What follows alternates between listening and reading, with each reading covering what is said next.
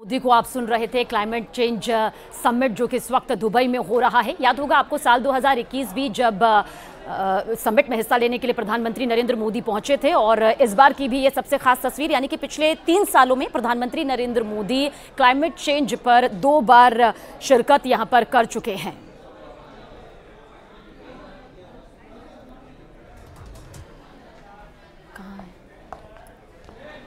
तो भारत ने संतुलन हमेशा से बनाए रखा है। इसके अलावा प्रधानमंत्री नरेंद्र मोदी ने यह भी कहा कि देखिए, सबकी भागीदारी विकास में होनी चाहिए। जलवायु परिवर्तन को लेकर पीएम मोदी ने जाने से पहले भी ये कहा था कि G20 की अध्यक्षता हमने की और जलवायु परिवर्तन का जो मुद्दा था वो प्राथमिकता के साथ में रखा है। भारत इसे लेकर हमेशा से संजीदगी से कदम आगे बढ़ाता रहा है, गंभीरता से और पूरी जिम्मेदारी के साथ कदम आगे बढ़ाता रहा है। पीएम मोदी को आप सुन रहे थे। जलवायु परिवर्तन यानी कि क्लाइमेट चेंज को लेकर पीएम मोदी ने बताया कि 12 दिसंबर तक देखिए ये चलेगा, यानी कि आज से शुरू हुआ ये पूरा समिट अब 12 दिसंबर तक चलेगा। हालांकि प्रधानमंत्री नरेंद्र मोदी का ये दौरा 2 दिन का है, आज उनकी वापसी भी यहाँ पर हो जाएगी। लेकिन भारत ने हमेशा से बहुत बुलंद आवाज में अपनी बात जलवायु परिवर्तन को लेकर रखी है। पीएम मोदी ने साफ शब्दों में कहा कि स्वार्थ से ऊपर उठना होगा देशों को, और एक दूसरे के साथ टेक्नोलॉजी यहां पर साझा करनी होगी, ताकि जलवायु परिवर्तन का जो ये मुद्दा है, ये एक बेहद गंभीर मुद्दा है, संजीदगी वाला मुद्दा है, जिस पर मिलकर यहां पर कदम यहां पर आगे बढ़ाना होगा। बहुत सारी अहम बातें पीएम मोदी ने इस दौरान कही है। दुबई में ये पूरा समिट जारी है इस वक्त, जो कि 12 दिसंबर तक चलेगा, जिसमें प्रधानमंत्री नरेंद्र मोदी पहुंचे हुए हैं। कल जब पहुंचे थे तब भी वो भव्य तस्वीर दिखाई थी जब उनका स्वागत किया गया था। भारतीय समुदाय के लोगों में भी उस वक्त एक जोश देखने को मिला था।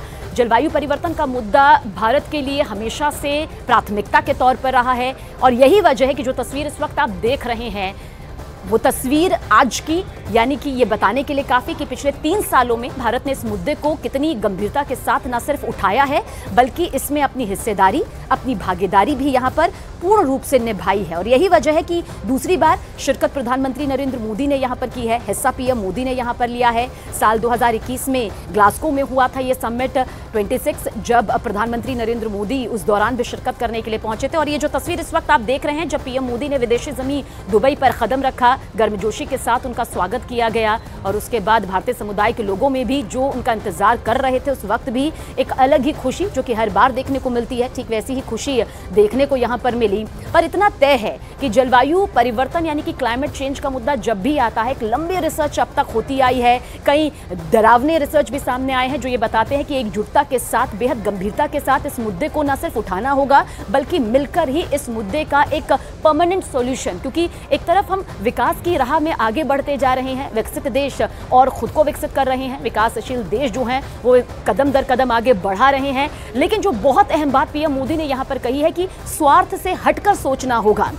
ऐसी कोई टेक्नोलॉजी जो किसी एक देश के पास है, जिससे बाकी देशों का भी विकास हो सकता है, भला हो सकता है, जो जलवायु परिवर्तन को रोकने में या जलवायु परिवर्तन जैसे गंभीर मुद्दे में अपनी एक महत्वपूर्ण भूमिका निभा सकता है, तो उसे बांटना होगा अपने उस स्वार्थ से ऊपर उठकर, जो आज भी कहीं ना कहीं देखने को मिलती है। और शायद यही वजह है कि प्रधानमंत्री नरेंद्र मोदी ने दुबई में जाने से पहले कहा कि G20 की अध्यक्षता के दौरान भी हमने जलवायु परिवर्तन के मुद्दे को प्राथमिकता यहाँ पर दी है, और हम अपने शब्दों पर, अपनी बात पर पूरी तरह से कायम भी है। यही तस्दीक करती हुई ये तस्वीर, और जो कुछ देर पहले पीएम मोदी कह भी रहे थे कि जलवायु परिवर्तन एक ऐसा मुद्दा है जिसे लेकर बेहद गंभीरता, संजीदगी की न सिर्फ ज़रूरत है, बल्कि सभी को, जो उन्होंने कहा उसका निचोड़ यही है कि सभी को इस मुद्दे पर एकजुटता के साथ रणनीति बनानी होगी, आगे बढ़ना होगा, विचार विमर्श ही नहीं करना होगा, बल्कि जो उपाय निकलेगा, जो कदम उठाया जाएगा, उसमें एक साथ आगे बढ़ना यहाँ पर होगा। 3 तस्वीरें हैं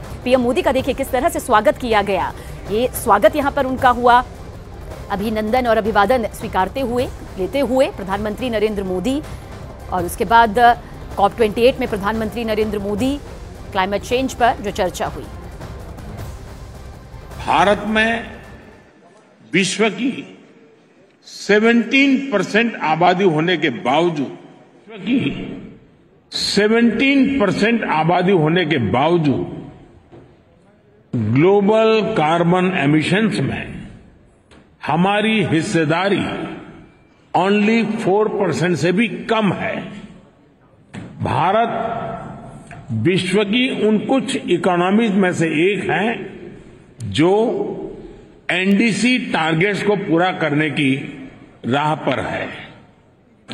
एमिशंस इंटेंसिटी संबंधी टारगेट्स को हमने 11 साल पहले ही हासिल कर लिया है।